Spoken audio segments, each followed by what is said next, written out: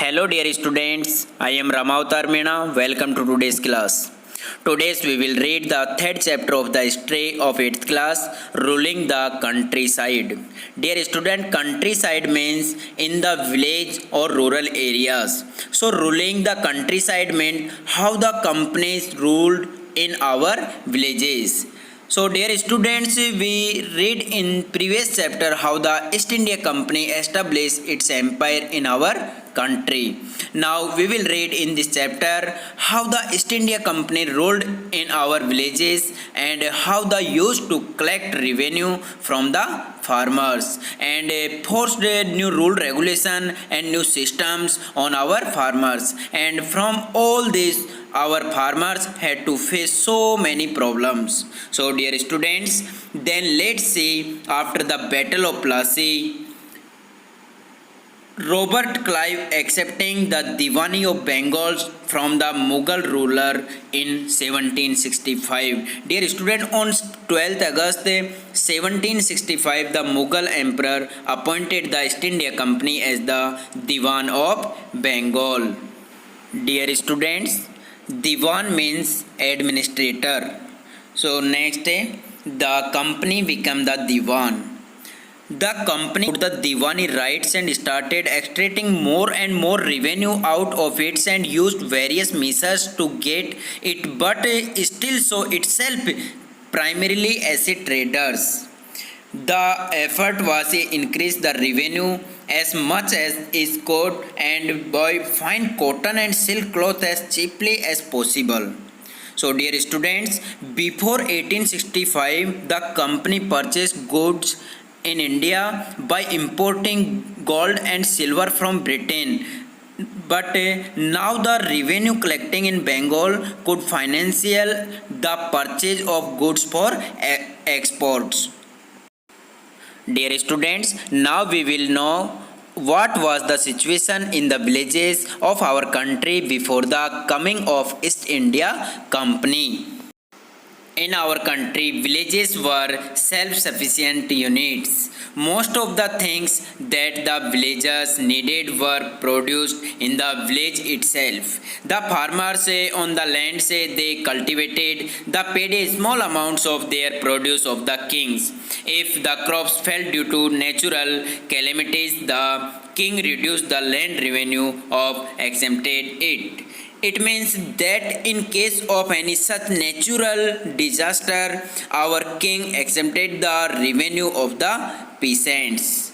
So dear students, in these pictures, so a weekly market in Murshidabad in Bengal before coming East India companies. But the situation of market will change after the companies arrives.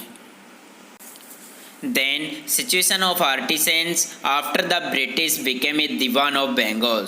Dear student, village artisans in Bengal were forced to sell their products to the British officials at low prices. Artisans faced shortage of raw materials because they were taken away by the British traders at very low rates. As a result, artisans started leaving their villages and artisanal production declined in Bengal. The main aims of the company was only to earn maximum profit. So they disturbed our artisans, due to which all the artisans left the villages after getting upset. Now they made their next move towards agriculture. Situation of agriculture after the British became the Diwan of Bengal. Dear students, the company now want to earn maximum profit only from agriculture. For this, the company forcefully imposes on the farmers, which were very oppressive and persecutor for your farmers. Dear students, the company's revenue system also was oppressive and rigid. As a result, many farmers got caught in debt cycle and lost their lands. The company did not pay any attention to agricultural improvements. No steps were taken for maintenance of soil fertility and irrigation facility. As a result, agriculture ill declined. In 1770, Bengal faced severe famine that killed around 10 million peoples, but no one gave attention to the plight of affected peoples as revenue was under the control of British and they did not pay heed to the matter related to peasant as their main task was to make money by traders. Dear student, then permanent settlement. Dear students, Lord Cornwallis introduced a new revenue system in Bengal in 1793, new name permanent settlements. The revenue to be collected from a village was fixed permanently. Dear student, keep your mind, under permanent settlement, a fixed revenue was to be given to British and it would not increase in future. Jamidars were recognized as a collector to revenue and it was assumed that they would invest money to improve the crop production and fertility of soil. Under this system, Jamidar became a owner of land and cultivators became a tenants. When tenants were not able to pay rent, they lost their land. As a result, many farmers soon became landless. Jamidars also had to pay high revenue to the company. Anyone who failed to pay the revenue lost his jamidari. Dear students, our farmers had to face a lot of difficulties due to this new revenue system. So, main problems created by the permanent settlements.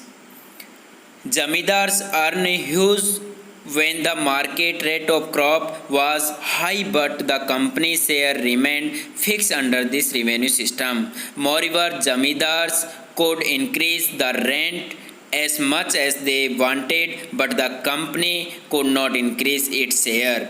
Jamidars were not interested in improving the land. Dear student, the Jamidars were not interested in the improvement of the land, which led to reduced production of crops. But with the rise in crops expansion and prices of crops in the 19th century, the income of Britishers was not increasing. This concerned them a lot. Because of the less revenue collections, British tried some other new methods of revenue generation such as Mahalwari system and Riotwari systems. Dear student, an Englishman, Holt Mechanism devised the new system which came into effect in 1822. This was introduced in North India and came to be known as Mahalwari system. Under these directions, collectors went from village to village, inspecting the lands and measuring the fields and recording the customs and right to different groups. The land was owned by a group of villages called Mahals. The village headmen of every village collected the revenue and paid to the companies. Dear student, Mahalwari system gave the revenue collections work to the village headmen. Headmen means Mahal. Instead of a jamidars and revenue was not fixed permanently. Dear student, in permanent settlement fixed permanently, but in this not fixed permanently. Under this system, the revenue was collecting by Mahal and was given to British Exchequer. This system was initiated in central part of India. Dear students, next system, the Monroe system. Dear student, after North India, in the British territories in the South India, a new system was devised which was known as Rotwar and Rotwari. Rotwari was initiated by Captain Alexander Reed and Thomas Monroe. Dear student, after that, this system was further modified and extended all over South India by Thomas Monroe. Therefore, it is also known as Monroe system. Monroe realized that there was no zamindars in the South region, so in Rotwari system, direct settlement was made between the company and cultivators of land. So, dear students, revenue was fixed on the basis of quality of soil and nature of crops the soil could produce. Revenue was fixed for a period of 30 years. However, the revenue charge from the cultivators was so high that at times they had to borrow money from money lenders at high rates. Rotwari system was so rigid that cultivators had to pay same amount of revenue even if their actually income was less than is assessed amount. In this system, British officials were appointed to collect the revenue and used coercive methods for revenue collections. And in this chart, you have so the difference between the three important revenue systems: permanent settlement, Rotwari system, and Melwari systems. You can read this by pause this video. So then, consequences of land revenue systems. Introduction of private property system made the community ownership system redundant. The ownership and control of land was in hands of a few landlords and middlemen whose main intention was to extract maximum rent from the tenants. Under this agreement, neither the landlords nor the tenants farmers had any economic motivation to develop farmland for increased production. As a result, agriculture productively suffered. Operations of peasants result in deterioration of their conditions. Dear student, the company has since farmers did motivate and increase for cash crop in different part of India. By the late 18th century, the company was trying to expand the cultivation of opium and indigo, which was highly demanded in Europe. The Britishers forced cultivators to produce jute, tea, sugarcane, wheat, cotton, and rice in various parts of India. Dear student, indigo and jute in Bengal, tea in Assam, cotton in Maharashtra, sugarcane in United Provinces, so present time in UP, and wheat in Punjab and rice in Madras. Dear student, next, why did the company force opium cultivation in India? The company forced Indian farmers to grow opium because Indian climate was best suited for cultivation of opium and India was close to China. Chinese silk and tea were a great demand in the British market, but there was no demand of any British product in China. By exporting opium to China, company official wanted to get the Chinese addicted to opium so that they would become physically and mentally weak. Make China an easy target for the imperialist ambitions of England, create demand for the product brought by British traders to China. Dear student, why the demand for Indian indigo? By the 18th century, Indian indigo was being used by cloth manufacturers in Italy, France, and Britain to dye cloth. Wood is a European plant which produces a blue color, a blue dye.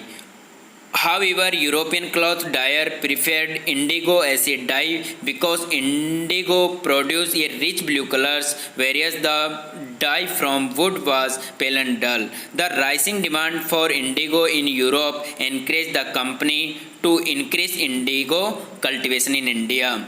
Bengal had a alluvial soil which was suitable for indigo cultivation and plenty of labor was suitable in India for indigo cultivation because of widespread poverty and unemployment. As a result, India was the biggest supplier of indigo in the world in 19th century.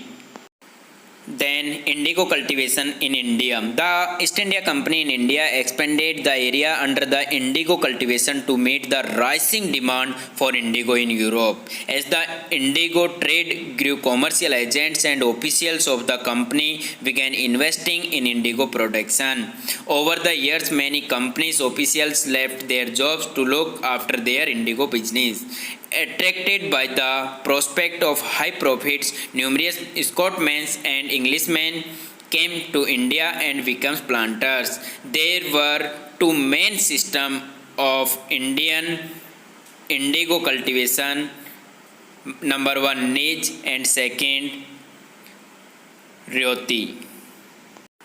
Now, Nij cultivation system.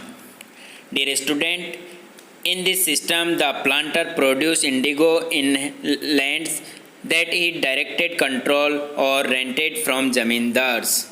Planters hired Indian laborers to work in plantation field.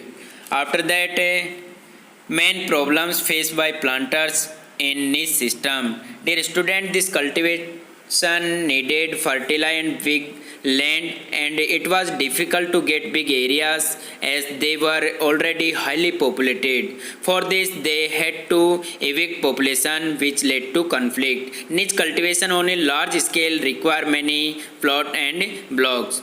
Investing on purchase and maintenance of plot was a big problem. Availability of laborers was also a problem as peasants were engaged in rice cultivation at the same time.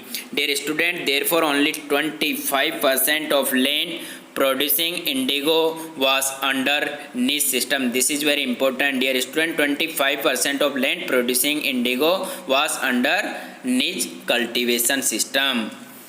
So next, Roti system.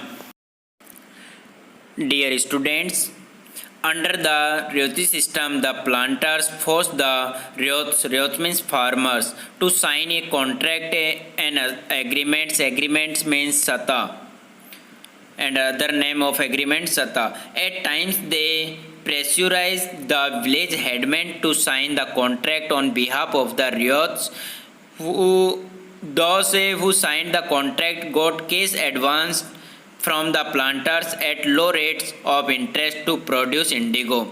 But the loan committed the Ryots to cultivating indigo on at least 25% of area under this holding. Dear student, in return of this loan, farmer had to cultivate only indigo on 25% of their lands, and farmers had to face many problems in indigo cultivation. Dear student, this is very important. 25% area only for indigo cultivation. So planters provided seeds, blocks and a drilling device to the cultivators, while the cultivators prepared the soil, sowed the seed and looked after the crops. After the cultivators delivered indigo crops to planters, a new loan was given to them and the cycle continued. Dear student, initially the cultivators were attracted by the loans, but after some times they started facing many problems in indigo cultivation. Dear student, next points in discuss about the facing problems. So in these pictures, the pictures you see is a pictures of an indigo mills in which you are shown the way in which people used to produce indigo, and this pictures has been shown that is was just nearby indigo cultivated. It used to benefit that is was a little easy to produce. In these pictures and some say some hut and other one man and two men also. So dear student, one more pictures in the side. The indigo workers had to remain in waist deep water for over 8 hours to beat the indigo solution. About 8 hours per day work for indigo cultivation.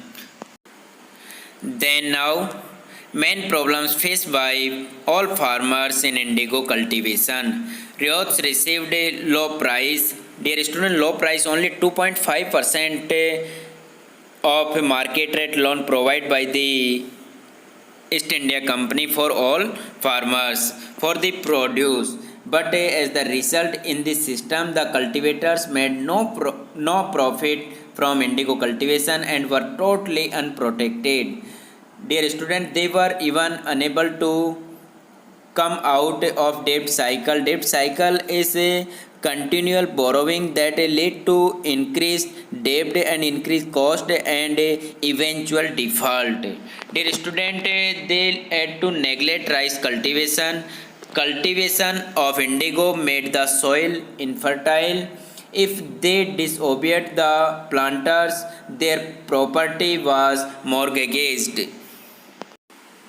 Then in next picture, a report of a farmer is shown in which the farmer is asked about the indigo cultivation. What is your opinion about it? Then the farmer said that he is allowed to beg instead of doing indigo cultivation. Dear student, you can guess that a farmer says that he will begging but he will not like to do indigo cultivation. This makes it clear that the farmers were upset with the indigo cultivation system. Then now, dear students, all farmers get upset due to this. In March 1859, thousands of riots united and rebelled against indigo cultivation, known as the Blue Rebellion and the Indigo Revolts. They attacked indigo factories with swords, bows and arrows and burnt indigo depots. Many planters were killed by the rebels, but after that the British government sent army to control rebels with further aggravated the protest. Riots swore they would no longer take advanced to sow indigo nor be bullied by the planters' lathials. Dear student, lathials means lathials were strong men equipped with lathi or canes. Means the lathi yielding strong men maintained by the planters. After that, what gave Riots the power to rebels? Dear student, it is very important. What gave Riots the power to rebels? So Riots had the support of the local zamindars and village headmen in their rebellion against the planters. In many villages, headmen who had been forced to sign indigo contract mobilized the indigo peasants and fought pitched battles with the lathials. In other places, the zamindars went around villages uprising the riots, the resist the planters. Dear student, zamindars also very unhappy with the increasing power of the planters and angry at being forced by the planters to give them land on long leases. Many Indian writers and poets also support the revolts and role of Indian literature in Indian revolts. Dear students, many writers and poets wrote about the suffering and miseries of indigo cultivation. Deen Bandhu Mitra wrote a play named Neel Darpan to narrate suffering to indigo cultivators and brutality of planters. So, dear student, then now consequence of indigo revolts. Dear student, the Indigo Commission was set up which held the planters guilty. Queen Victoria declared that indigo plantation was not compulsory in India. As the result, indigo plantation collapsed in Bengal and the indigo planters shifted base to Bihar. Then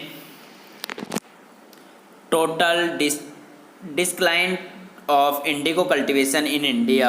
By the end of 19th century, a synthetic dye was discovered in Germany. Synthetic dye made the cultivation of indigo unprofitable for the British planters. In 1917, Gandhiji returned from the South Africa and Gandhiji visited Champaran in Bihar and moved by the plight to revolts. He initiated a movement against the indigo planters known as the Champaran movements. All these factors led to rapid decline in production of indigo in India.